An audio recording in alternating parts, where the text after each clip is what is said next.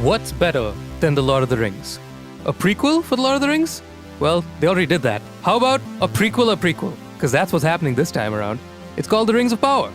And even better still, we have our dear friend and beloved comedian, Sahil Shah, on the show with us. We have friends, yes, who knew? On this week's episode of The Nerdatorium.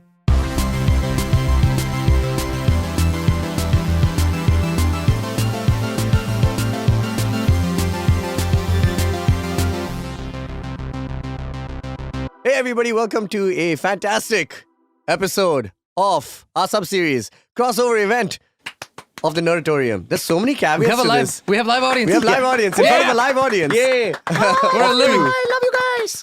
My name is Tejas. With me is my co-host, my BFF, my bro. It's Jishnu Guha. Hello. How's it going? Oh, yeah, goodness. good for you. Yeah, clap for yourself. I'm Clap for just going to do yourself. this all day. But the crossover event special, Jishnu, my friend, we have a friend of the fruit. And for the first time in a recording studio with us, because he's featured on our web series, he's featured on our live events several times. He's been very gracious to us nerds here. And fantastic comedian, great human, and new tattoo owner. Woo! It's Sahil Shah. How's it going? Yeah. Applause. Audience applause. Audience we can do applause. this. Oh my Hey, God, I'm Sahil. a big fan. Thank you so much for being on this pod, man. This is Of great. course. We've been doing this show for so many years and we've interacted on multiple levels. And now you're finally in the studio with us, which is great. Yeah, and I'm sure you're aware of the past conversation, which has always been like, hey, are you free? Yes. You sure? No, I'm free. No, I love that. You've been very forthcoming very, and it's very awesome. generous with your time. And you know Thank what's you. awesome is that you are, like, obviously you're a famous comedian here, but your bread and butter is comedy, but your soul has been given to the multiverse. Do you know what Of I course. mean? Yeah. You're a big fan of a lot of the things that we love to watch, and it's great because we get to talk about that stuff. And you're here once again Yeah. to discuss some of those things. So give us a quick rundown on some of the things that you absolutely love, and so people will engage with you. I'm sure they already do. No, but like yeah. as we were discussing, right? Yeah. Pop culture across the spectrum, right? Yeah. So it's like every fandom is my fandom. So be it like Harry Potter, Star Wars, I mean, those are obviously the most this thing. But like Yeah. even the most obscure things. So what happens is I have spent a lot of my life not having people to meet and watching a lot checks of out. things. Now the thing is, what my pop culture spectrum ranges from, Yeah. it's a big range, and sometimes there are things that I mention and people have not seen it. I'll give you a great example. Have you seen the show called Mike Tyson Mysteries? No. No. Amazing. You have Does to it watch have it. Please tell me Mike Tyson Yes. is in it. Okay, great. Mike Tyson, there's a floating ghost and there is a pigeon voiced by Norm Macdonald. Oh, I love Norm. And I love it is Norm. the stupidest show I have ever seen, but I have seen it. I wish more people would see it. You know what I mean to say? But So do you is Mike find... Tyson like a private eye? It's basically Mike Tyson being stupid and trying to solve So mysteries. you and mean like, he's being Mike Mike Tyson? Tyson, yes, Okay, exactly. gotcha. It is Mike Tyson being Mike Tyson, and then there's a ghost and a pigeon, and it is just Amazing. It's dumb. I see regular show.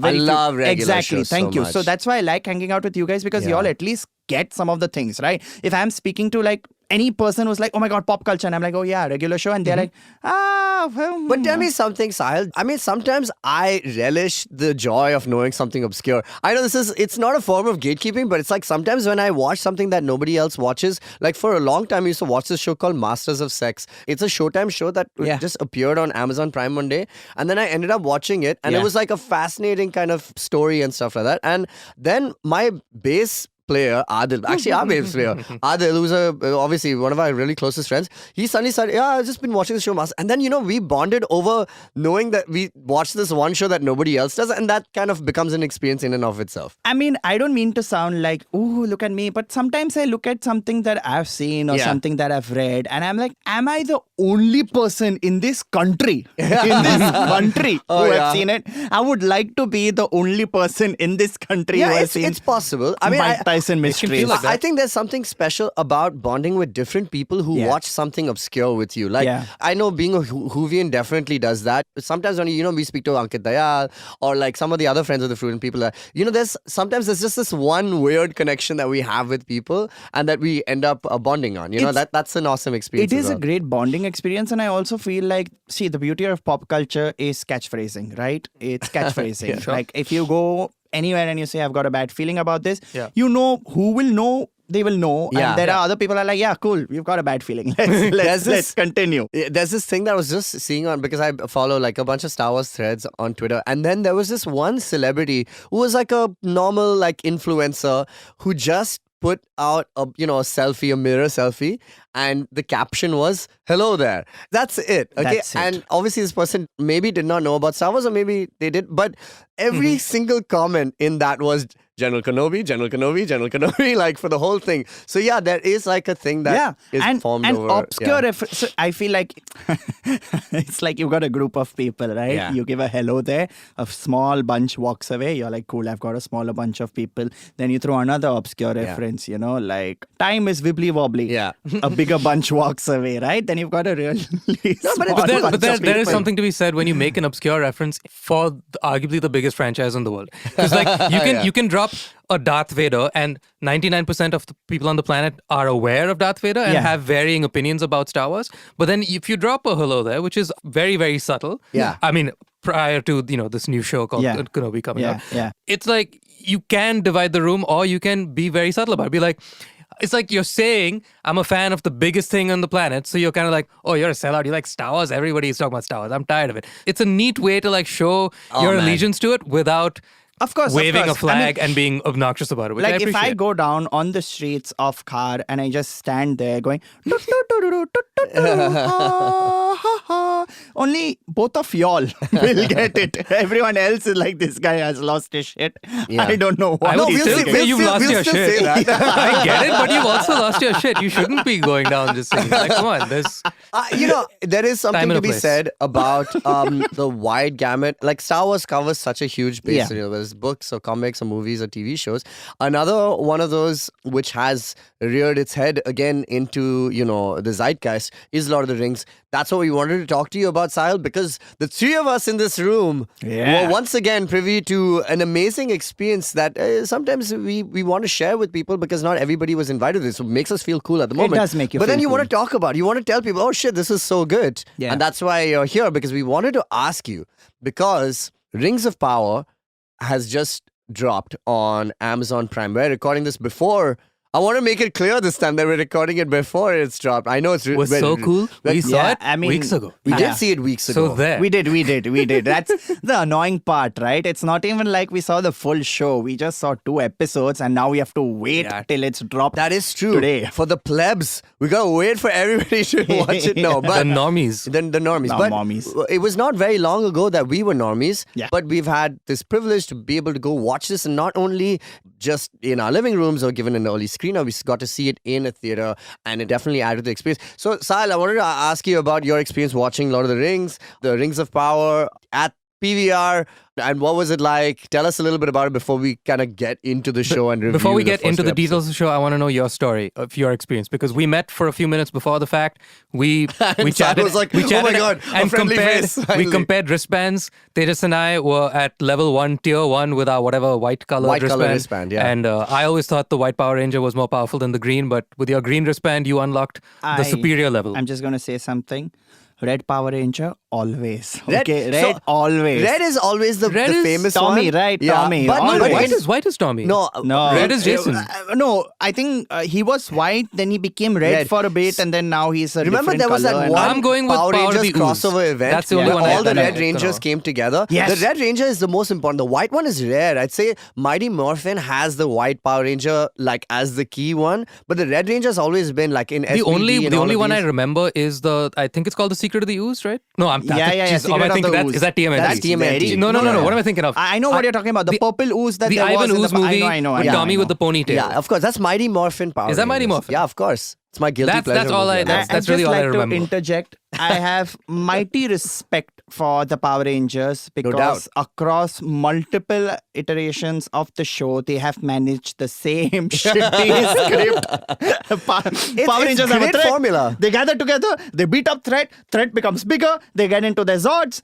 End of the show. I love that. And I just want to say... It's in the name. They're mighty, they morph, and that's they only- have range. No, Or lack listen. thereof. Power Lack of Rangers. range. I just want to establish that Power Rangers, there are multiple factions of them. They're almost like they're different regiments in the Yeah. army. Yeah, the So white Mighty people, the Morphin black is- people, and the Asian No. people. Mighty Morphin is just one of the Power Rangers. Then there's SPD. Yeah, then there's Ninja, There's so Dragon. many. There's so many of different Power course. Rangers. But I will say this, just since we're on the topic of Mighty Morphin Power Rangers. My favorite thing about Power Rangers is the ability to show that they're communicating, but you can't show their face and they can't emote, so they have to move about Yeah. so animatedly, and that's the best thing. Or unnecessary somersaults and fight sequences. And they're moving so much. It's great. It's one of my Didn't you hear favorite that things. interview with John Favreau? He said, like, when I was thinking about how do I make Iron Man, he just watched, like, binge watch all the Power Rangers movies. Yeah. And was like, this is how you do a character who's faceless, who you can never Incredible. invest in. Incredible. Okay, so look, All right. we were at the One premiere. last thing. Sorry, Oh, before we come Jesus. to... Let's I'm do so this. sorry. Sucks. I'm so sorry. No, I I love it. know. But if we are talking about role is obscure happening. references, I don't think, like, very few people will understand if I just walk out with my mobile phone, go, shik, SPD, emergency. Yeah, exactly. And then attempt to morph, which... It's one of my no favorite one- things ever in the world, making a Megazord. Jesus. Yeah. Christ, it's so much fun. All right, so All right. back to the topic at hand. Lord look, of the Rings, the point Rings is- of Power. We met at the thing before Yes. the fact. Yes. It was great. It was very fun. We were hoping we would get to see it together, but nay, you were in the cool kids club, but apparently not the coolest kids No, club. not the coolest You kids snuck club. into the coolest kids. So do tell. How I'll did this go quickly down? explain, okay? I had reached and I was very early because there was miscommunication and I was told that you have to reach by 5:30 when you actually had to reach at 6:30. So I've reached and I'm alone and there's like a red carpet and I'm like, I don't know, do we have to walk it? But I'm shabbily dressed. There was confusion. And then I met you guys and I'm like, oh, yes. Friends. Oh, friends. I just want to say that Sahil was not at all shabbily dressed, okay? He was looking very, very good. You guys were wearing blazers. You guys look smart. I'll tell you why. It's because We overcompensated because of the night we had prior, yeah. which was also unnecessarily overcompensated. I know, for. but like, anyways, so Anyway. I reached, I was very happy. Then we entered, I was chit chatting. You all had white bands, I had a green band, and I was like, oh shit, I don't want to be like, do this segregation. And they said, okay, white bands go for the 6 o'clock screening. And I'm like, oh, wait, there's a 7 o'clock screening, which means there will be friends of like other people like Rohan and other comics who will be coming. Correct. So I said, cool, I'll just hang around. And plus, I know peeps from Amazon, so I was chilling with them. Nice. And I waited, 7 o'clock happened. And then, the different sorts of people came, the comedians, the musicians, the actors, and the influencers. And I'm like, get out of here. And I started seeing golden bands. And I'm like, oh, there is a level higher than me. Of course, it's the Rings of Power, and literally there were 11 rings. This for is the one time white privilege is of no use.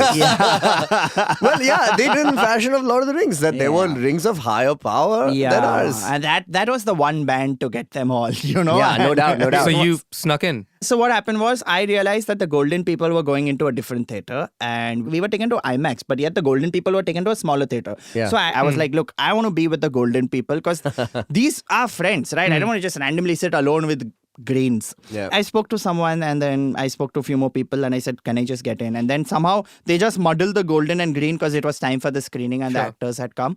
Yeah. So we went into IMAX, sat down on like I think the third or fourth row. Then the rows ahead were filled with actors and everyone is saying hi, hello. It Oh, was so like the cast was, you saw it with the cast. That's awesome. no. That's so I'll explain. So that's what there I wanna were know. these Which actors are we talking about? basically Amazon invited all the people who worked on shows for them. Right? That is the golden band. Gotcha. Anyone who's been an Amazon I person. saw some of them. There was Barney J. Yeah. There was Jim Sarb. James Sarb was there. A bunch of that, like Made in Heaven, Sayani Fomo was Shots, there. Shayani Sayani Gupta. was there. Everyone was there. Yeah. So all the people who worked on Amazon shows were there. Okay, so Nice. So that it was nice, right? And then the actors are sitting in the front row, and obviously everyone's saying hi, hello to each other, except the Rings of Power actors. So they're sitting in the front row, and then the guy comes up and he's like, it's very funny. The showrunner came up, okay, and he's like, all right, cool. Which one was JD, right? Yeah. And he starts reading the first page of LOTR, right? And Nice. He's reading the first line and he reads and people start clapping. And he's like, just hold on. We are going to go through the whole book here. And everyone's laughing. And it was fun to see a showrunner who had like a lot of jokes. So there were Nice. jokes. He's chitting. He's like talking about things. And then he's like, all right, this is the cast. They've been working very, very hard. Cast stands up. Everyone waves. We are like super happy. And then cast bounces, because I think... because I'm Yeah. sure they've Yeah. seen the Seen it like show a a bunch. million times Yeah, now. yeah. But apparently they did a screening in LA, one more place, and Bombay. Only three Was it places. Mexico? Mexico, Yeah. Because Jishnu and I were like just checking on the cast members' Instagram stories to see how's it possible, bro? Is there a direct flight from Mexico to Bombay? Yeah. Apparently there is. It's a, That is. well, yeah, it's a But big also, cast it's and, such a big cast. that's So what private a jets chunk are came for. to Bombay, a chunk came That's to what I this thought. thing. Divide and conquer. Yeah. I just have to say, Yeah.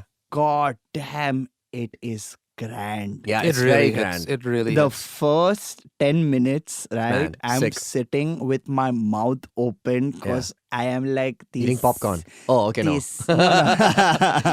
Okay, let's get into it. We are gonna spoil the hell out of at least these first 2 episodes. Yes, let's do it. Spoilerific time. So let's get into it. As you said, Spoilercast. it was grand as all get out. It was really, really as spectacularly, visually stunning Yes. as advertised. Yes. I'll just give you my first thought straight out of the gate within 10 minutes. Yeah. What I was very impressed by was that I could tell straight away that these showrunners are not trying to be Peter Jackson. And I was immediately endeared to that. I was always rooting for this show just because even though I'm not that well versed with the Tolkien lore and I only know the movies, I have not read the books, love the movies as much as I do. I've only seen the movies and I don't really care for the Hobbit movies much at all.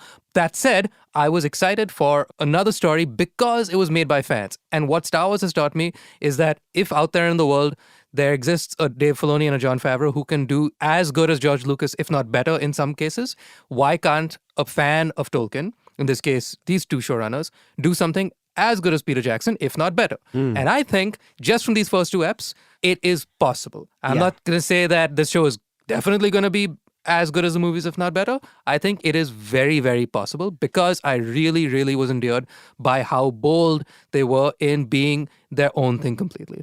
I feel bad that we are living in a time of reduced attention spans, right? And to know when you start the show and you say 1 hour, like Stranger Things finale was 2 hours, and like I'm Yeah. like, Yeah. no, That was a slog. don't stretch it. And I was afraid it's going to be stretched, right? I'll tell you my thoughts, and then Tejas, you can please tell us yours. I like LOTR. I'm not the biggest fan in the world. I like it. Like I said, pop culture spectrum, but I'm not like, oh my God, best franchise ever, like that way type. I've tried reading the books and I've always never gone past the first few pages, but I think I need to commit, stick to it, and just reach the point where I really get into the zone. This show is phenomenal because I think they have introduced 25 new characters. The cast has 25 Yeah, it's characters. expansive. So by the time we finish the second episode, I'm like, we have not progressed at all because there are so many people yet to come. You're just meeting people and they say, hi, myself, so-and-so, and yourself. Yeah. That's 2 hours of the first 2 episodes. And I'm like, there's a lot of setting up. Yeah, I think this whole first season will just be setting up because there is a lot to introduce. You know, it's not 3 people where you can just quickly go bam, bam, and okay, move on. It's just 25 people across different races, different locations, the grandness of the...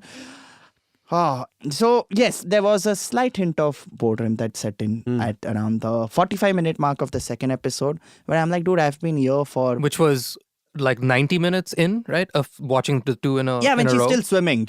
Yeah, damn, she swam. Yeah. Let me interject really quick with one correlation that I see, since I did, as we always do, bring everything back to Star Wars.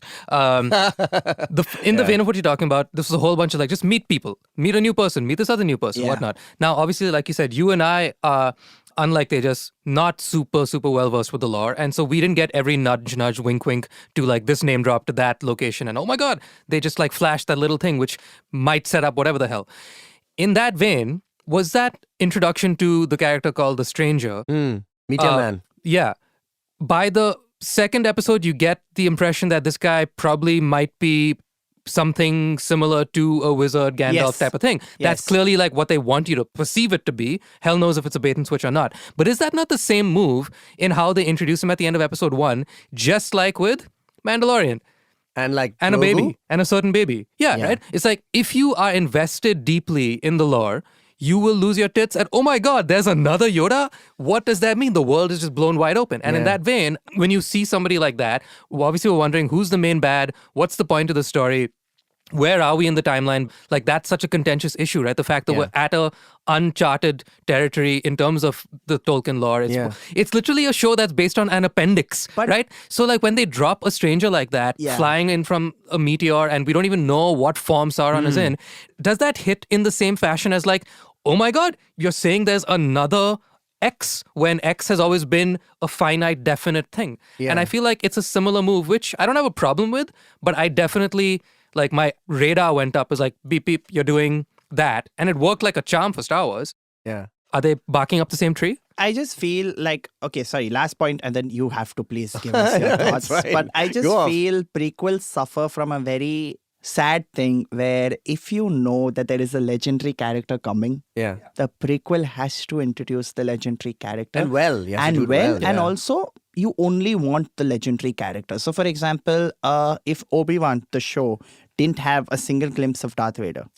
Right? It was just, hey, this is a brand new villain, you know, like I think they tried with Reva, look at her, everyone's like, get out of here. Get out. You hear one, you're like, yes, this is what I want. So I feel with Rings of Power also, the moment they've mentioned Sauron, everyone's like, yeah, this is what we want. This is what we want. So I don't think they have place for a new villain or a separate villain or a dark entity that comes before Sauron or a new dark entity. You know what I mean to say? I think they could. In the Lord of the Rings, the original ones, like even in the books, like Saruman is set up as like a principal villain, and until you know that he's a crony of Sauron. But I mean, for this show, I was sold with that thing, Jishnu, like about like having a mystery element. I think apart from just being good television writing where you set up the intrigue of, okay, cool, what's going to happen? You need something there. And Jishnu said something after watching it that was very true about this show. That is not the case, obviously, in The Hobbit and The Lord of the Rings, which is the first time that this, show is not a journey. It's not a point A to point B kind of situation yet. I mean, I'm sure there'll be some element of that, but this just has to kind of set up the world, like you guys said. Man, for my money, I think this show is awesome. I loved it a lot. Like watching the first 2 episodes, I was really impressed because I know that we were looking forward to it, but just where I'm coming from, like I really love a classic kind of hero's journey kind of story, just generally. Like, and I know with shows like The Witcher, The Boys, Game of Thrones, which are kind of trying to subvert the original tropes of these kind of classic, Joseph Campbell archetypes. I love that we're getting back Lord of the Rings now, which is like, and I was so scared that they were going to do like a more modern, cynical take on the genre, but it stayed very true to its heroic roots. It's honest, there are many characters in the show, whether it's the Harfoots or, even Elrond, who are very honorable characters, and they're very like, their characters have goodness in them, very core goodness in them, which I love to see, especially in this era of television. So for me, I mean, and reading the books will give you nothing. I mean, the interesting thing about this show is that it's set between 2 key ages, right? The third age is going to be The Hobbit and The Lord of the Rings. And the first age is this very kind of fluid, which they encapsulate very nicely in the first 20 minutes in that montage about, before there was a sunrise, there was light. That's really what the first age was about. It was just this whole, the Valar are being set up, like all of these elves, we get to see the Undying Lands, which we never get to see because we're always focused on Middle Earth.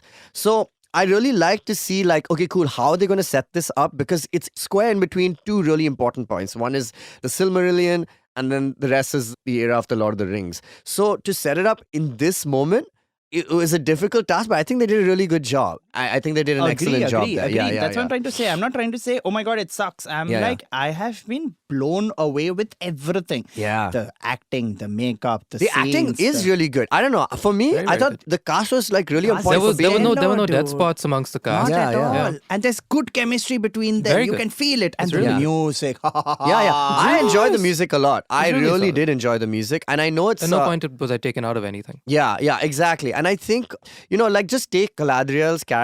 Like, first of all, she's so cute. I love her. She's so awesome. Fucking great stoic kind of presence. Yeah. And obviously because Galadriel is one of those kind of legacy characters who we get to see a little bit in the Lord of the Rings. Now we get to see her moment, literally in the sun and like kind of see what she wants to do. As a very stoic character, what is so awesome about these first 2 episodes is that because there is no journey, because there is so much exposition and setting up to do and table setting, etc., that they've done an excellent job. I thought there was like this creeping kind of darkness that is just setting into the show. With every scene, like there's more and more kind of setting in until something is going to give. And maybe it's the meteor that its landing is what is going to propel the show's events into motion.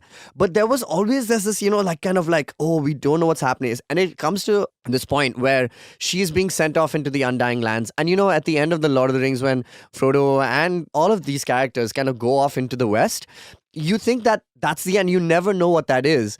But here is somebody who's given the opportunity to live free in the Undying Lands and all that stuff, and she rejects that. And, the moment she does, she sees that that's the right decision, because there's this weird kind of darkness, quite literally, that is setting in. Man, I thought that foreboding, that shadow, they did that really well. Like, I felt like, oh man, something is happening, but we don't know what it is. And you know what the benefit is of this show is that there's so many new characters being written for the show. Yeah. Like Arondir is one of the elves. Like he is an elf that is being stationed in a time where it's been thousands of years of peace and nobody like really has seen anything of Morgoth or Sauron. So they're kind of shutting shop literally on the way. And then And that's when this thrown back. stuff happens. He seems cool. Like there's some interesting kind of dynamic, especially between the elf and the human, like very Aragorn, Arwen type of thing. So all of these characters are quite compelling. I found that Very quite compelling about them. I love watching shows with good VFX, right? Yeah, of course. And like great VFX, really. Yeah, there was a bit of this thing. But I love watching shows with great VFX. And when the snow troll came for the first Man, time, so cool. oh my God, that was a sequence. Like just... Dude, that fight scene is badass. Oh my God. She's so cool. Like I love that show. Like that scene was Oh my was really good. God. Just effects, right? I'm sure it's a practical thing, right? Yes, it is a little CGI, but it's also practical, right? Yeah. They've used practical I mean, they effects went all the way to New Zealand. I mean, they shot this in Middle Earth, our yeah? Middle Earth, which is New Yeah. Zealand, yeah. But I really found that compelling. They still have characters like who we know and love, like Elrond. I thought the actor did an amazing job. But one of the best sequences in these first two episodes for me was his visit to Khazad-dûm. Yeah, where, that was fun. Khazad-dûm, we have always seen it in disrepair, basically, Yeah. as this tomb, essentially. yeah. And here we get to finally see it brimming with life. We get to see it in its element. Beautiful. And it was beautiful to look at. But man, that Yep. elf versus dwarf, That's when I was rivalry, sold, man. You know me, like that's it, man. my about Lord of jam, the Rings. my One of the best jam. things. Much as I love all the spectacle and scale and all these movies that have all the action, all the VFX, and all the Yeah. trolls and all the giant fights, put two people sitting at a table, you got me. Yeah. And That's what if you wait for. Yeah, that's what I'm always waiting for. I just want Yeah. to see my Cap and Tony talking about a pen Yeah. in Civil War. That's like So good. that is my favorite of any story. Is like those moments, and when you can see the humor in this grand scale of a movie where you said there's this darkness looming and whatnot, the fact that it remains hopeful yet not preachy about the Absolutely. fact, and it has such nice family moment where it's just like about just regular two friends who have yeah, not caught even up though in a long it's the time. king of the dwarves and like the highest elf and all these things,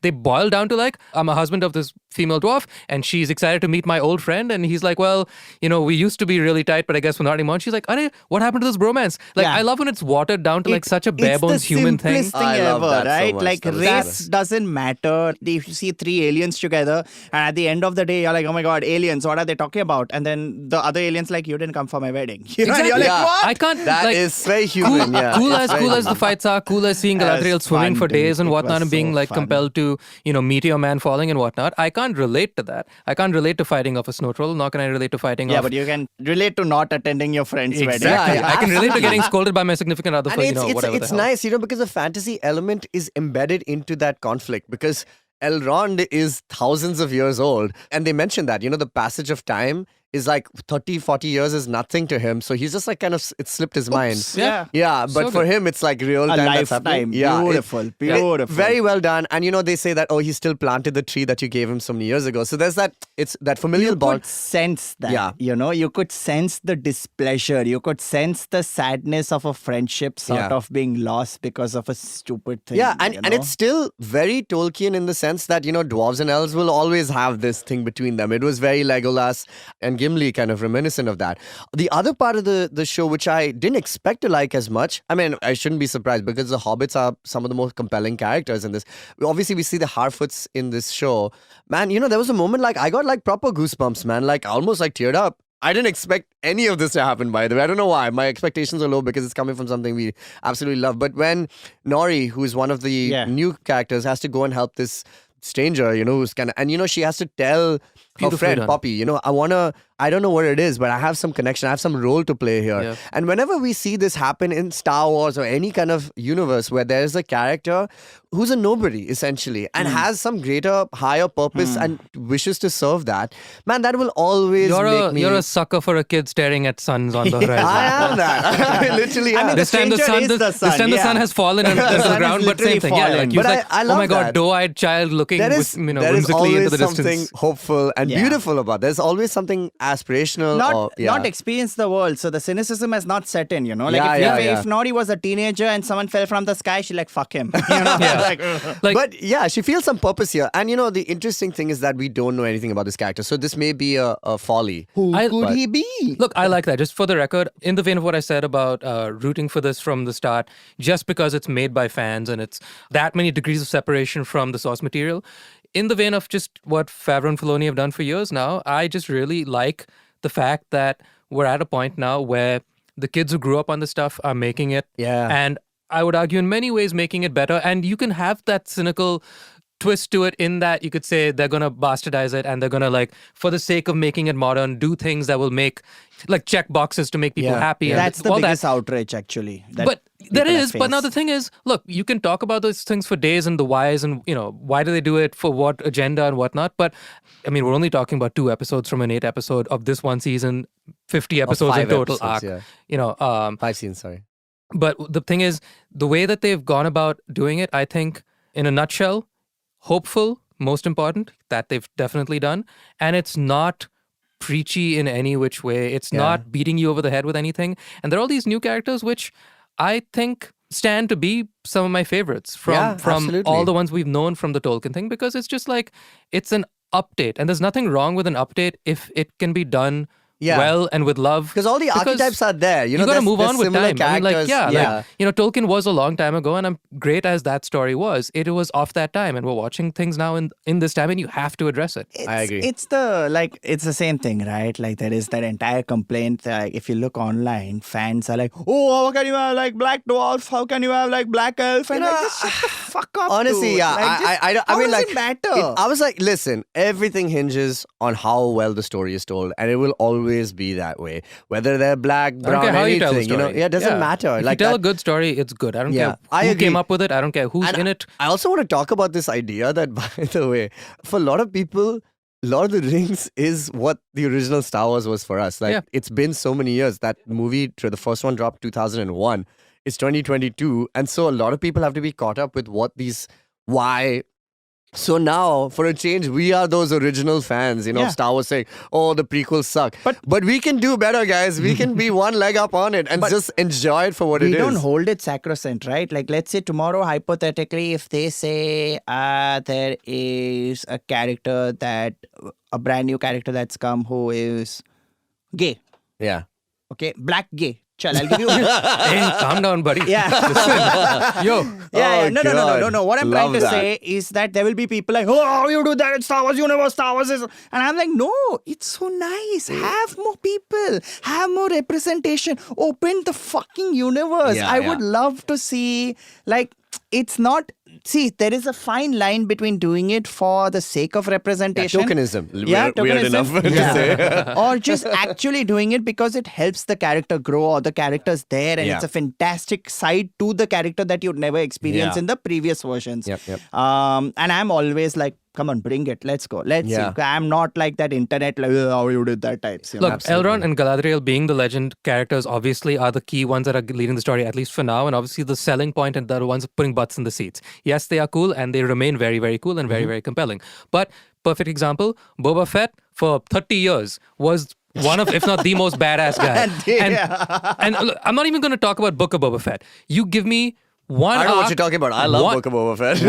one arc of The Mandalorian, and then our boy is, I would say, 10 times better than Boba Fett ever was, just because the it's thing just is an that update Boba and it's Fett- done on a different way. Show you have 2 episodes dedicated to someone else that I just want answers to say, everything. Boba So, Fett is look. the biggest misdirect there ever has been because people never knew who Boba Fett was. He just looked cool. Boba Fett. And everybody was just like, oh, obviously now somebody who looks cool has to have a compelling story. And when they made one and it didn't sit with what people thought it was, they were disappointed. I never had any grand aspirations for Boba Fett ever. I just loved that Tamara Morrison was in it. But anyway, we can talk about this. We have talked about I'm this. all in. Final thing I'll say, I am all in for Mrs. Dwalin. What's her name? Disa. I'm all in for Disa, Of just course. being sassy wife who just Great. tells all these guys that are fighting and I drinking, love Bridging listen, the gap. just clean up your shit, fucking, and take the trash out. That's dinner also. That's what I want. Okay, that's Yeah. dinner. That's important. Just get out of here, okay? Yeah. I'm all in for that. Okay, so let's do a roundup. So give me your favorite characters. Well, I know since we're talking about Disa, but which character do you like the most out of all the new ones and the ones that have been introduced to us? Sahil? I am very intrigued with the stranger, but there's not much that has happened. Mm-hmm. Nori, not so much. What's the name of Nazanin's character? Whose character? Nazanin, the human that the human Bronwyn. Bronwyn? Yeah, as in The like guy or the girl? The as girl, in Arondi, the love interest, yeah. Bronwyn. Oh my god, yes, hell yeah. She hell seems yeah. cool. She seems cool. Dude, that scene where Oh, dude. she slams the head.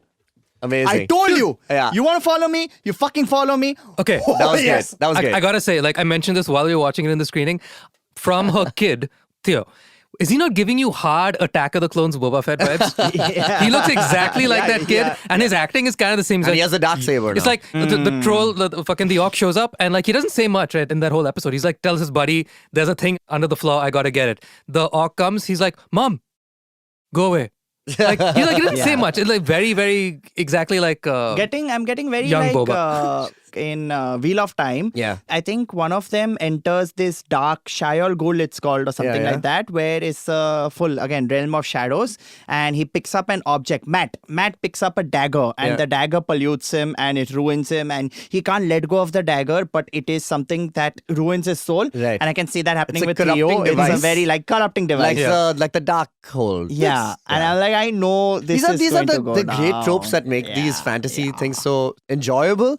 So wait, so we've gone through that. So you like I Bronwyn? think the thing is, there are very few humans that are badass. Yeah. You always give badass characters to like the Oh yeah, elves because the or age of dwarves the age and- of man, as they say, Yeah. is yet to come, and that's Yeah. in the third and fourth age. But with the seeing crowning her of that Aragorn. badass, I'm like, fuck yeah, Love I that. like this. And even the elf, what's his name? Arondir? That's his name? Around here, yeah. Oh, dude. Yeah, cool. Oh, That guy's He's badass. He's pretty great. stare, That's a dude. badass. When he just turns and he stares, and I'm like, yeah, dude. We oh love my we God. love a we Oh love a my God. stoic Yeah. hero, you know, like Yeah. out and out like badass. Man of Great. few words. And love hot. him. And hot as Hell fuck. yeah, hot as fuck, dude. Hot as fuck. But, Not hot as No fuck. doubt, no doubt. Tell Jishnu, it. give us Okay. your most promising. I've always been a fan of the dwarves just because I love a cranky old comedic relief, especially. Like they And they're sat powerful characters, man. They're very Amazing. powerful Yeah, yeah, characters, yeah. but like they always, especially in the original trilogy, they've always been like the comedy. They're just like the lighter guys who take themselves way too seriously, arguably the most seriously, because they have to. and are cranky There's about this it. overcompensation. Yeah, and you happening know, for I their- love a cranky Yeah. old man. I love a cranky old fart. because I you love are a cranky exactly. old I man. love a fuzzy lumpkins. I love a guy who's like, get off my property. I love one of those Yeah, guys, yeah, and that's of what the dwarves are. So in Nice. that vein, a Mrs. Dwarf, yes, please. So I'm all in you for like that. for Durin and Disa. Yeah, Durin and Disa, I'm all about them. And I wasn't thinking about it, but I think you're right. Bronwyn, I think, is a really solid, strong female character who's just handled in the least pretentious way. Yeah. In that she is doing the very traditional subverting the status quo, being surrounded by so many men Yeah. at the bar who are just like, woman, shut up. And then she has to like Yeah. drop a beheaded Yeah, orc to literally. say, now listen to me. But it's not done in any way, unlike what Marvel has been stumbling with for a while We now, shall which is not like, discuss those fight sequences. I Exactly. think it will just so collective growth. Bronwyn, Yeah. thank you. You convinced me. I'm all in for her as well. Yeah. Nice. For me, I'm going to go classic. I love Elrond. I think because he's not the driving force of this, but he's almost like the witness to what are the events of the entire second and third age. And I think he's going to see some shit happen, especially because Kelly Brimbor, who he's working with, is ultimately going to be forging the rings. And yes. Kelly Brimbor has this entire guilt arc, which is even more so encapsulated in Shadow of Mordor and Shadow of War, the games where he's tied to Talon as a wraith because he's got this overbearing guilt for having corrupted the entire Middle Earth. So it's interesting that Elrond is going to be this kind of intellectual and is just going to be a witness to everything. And I'm curious to see what role he has to play because ultimately we know, and there's some characters we're going to be meeting like Elendil and Isildur, whose sword, cuts off Sauron's finger with the ring on it. And Elrond is the one who goes to Mount Doom and sees Isildur about to throw the ring in, and then he says, Isildur, just do it, and he doesn't. So he's always just been this guy, who's just watching shit happen around He's him. always so close. He's so Yet close, far. but yeah. And the actor, Robert Aramayo, who's playing him, he's doing an excellent job. He seems like a cool guy. I think it's going to be awesome. Excited about that. Great. Final thing. Wait, we were discussing, there was some other podcast. But I mean, clash. Other podcasts? Yeah. No, we were discussing, someone said, what do you think of J.K. Rowling and everything that she's saying, right? And, isn't it like really annoying? And I'm like, you know what? After a point of time, you don't care as much for the creator. You care for the world that you're No doubt. inhabiting. 100%. And for me, LOTR is a fantastic world that I would love to be part of. Same. Be in there, the sprawling hills, the adventure, that anything can happen. Sense Yeah. of even Wheel of Time, all these. Yeah. Fantasy, bro. Huge, I love fantasy. I love fantasy. And to be like, I've just started watching Game of Thrones again. Okay? Okay. Just to be thrown back into the world. Game of Thrones right? back. Yeah, into it. just well, proud of you. Easy. Proud of you. It's right there. So I'm just happy that I'm getting to be thrown back into worlds that I grew up on. Absolutely, so man. just seeing this coming back to Middle Earth, It's incredible. Take my money. And I'll say this, I have read some of the books. I have read The Lord of the Rings and The Hobbit. And The Hobbit, I read it very, very early in life. And that sense of adventure that is there and the purity of it, that has been well translated to screen. We never thought in our lives growing up that we'd get to see stuff like this. So whether it's Marvel or any of this stuff, I mean, DC needs to figure that shit out. But still, to even behold some of this on the big screen and honor some of the things that we loved as kids that we never thought would happen is fantastic in and of itself. So, great shout out. But I just want a theory now from you. I want one fan theory from you guys. Come on. We're dropping this episode on the day the show is revealed to the world, the first 2 episodes. And people want to know, they want to discuss. Let's go. Give us a theory. Galadriel gets rescued. No doubt. And yeah, then she's she kind of in the whole jumps back into the ocean because swimming's her thing. That's my theory. Well, I'm that assuming that she's yeah. going to head off to Numenor, which is some of the stuff that we've seen in the trailer, but we haven't reached at this point I yet. mean, like we discussed earlier, your classic theory, Stranger is Gandalf. Ooh. Stranger is Gandalf, bro. In the theater, we were just like, man, this could be either Radagast or There's or a no Gandalf origin. type. Gandalf has no origin. He does right? have an There's origin no, like, in the a book. specific thing. I think he was, man, Rings fans are going to really... Yeah, you don't have enough Sorry, time guys, to get sorry, into this. sorry. But, yeah. but there are like, I want to say they're called Iluvatar, and these are like timeless beings, and Gandalf is distilled from that. These are characters, again, who have lived for thousands of years, just like Saruman, and there are a few of them. Radagast, Gandalf, I was going to say Gryffindor, Dumbledore, you know how it is. So I don't know if there's a clear origin for him, but if this is one of the things they have to kind of bend to It'll be kind of nice. make an interesting, powerful kind of, and they have not shown a lot of that footage at all. So we are going to see some stuff. If that is the case, and we're seeing an origin story for a wizard, whichever one it may be, that is still so compelling. And I would love to see that. That would be great. That's my theory. Great theory. I'm gonna say, well, yeah, it's obviously what's setting up for something with Gandalf or some wizard-esque thing, but I think it has bait and switch written all over it. Yeah. Whether we're gonna see the switch at the end of the first season or the last season, but I will give you one in that I think it's called Rings of Power. Yeah. Right? And right now we've met the contractor who's setting out to make the rings. So he's telling. I'm embarking on a new project for a forge. Contractor is great. That's exactly what he is, right? That's the stage he's at. He's Yeah. like shopping around for the architect to Yeah. where do I do this? Point is, I think the first season will culminate in something in the vein of like a ring is forged or somebody is already lusting after the power that they see at hand. And then the 5 seasons will play out in seeing our heroes getting vaguely corrupted in some shape or form. no doubt. A lot of these new guys who right now, basically all the new guys for the most part, I think we're rooting for. Yeah. At some point, Will get corrupted. more than half of them are gonna. Yeah, I'm curious to see. I think they also I'm gotta curious die. to see. Yeah. I think we because need to they're kill new off our characters. people that we meet It's so that they gonna can't, happen. Theo's fuck with the anyways timeline. already corrupted. yeah, they can't fuck up the timeline by going into the stuff that we already know. I do think that the Anatar, which is Sauron's fair form, has to be the one that interacts with Celebrimbor into convincing him into making these rings. So we're gonna see some version of that, and I think I'm looking forward to see how well they can disguise it, or if they have to tell us that this is Sauron, this is a bad person manipulating Celebrimbor into making these rings so that he can ultimately be the power. I want to see how well they handle that, they navigate that. That's going to be interesting as well. All right. That's our Rings of Power Spoilercast episode for the Wait, first 2 episodes. You don't have a theory?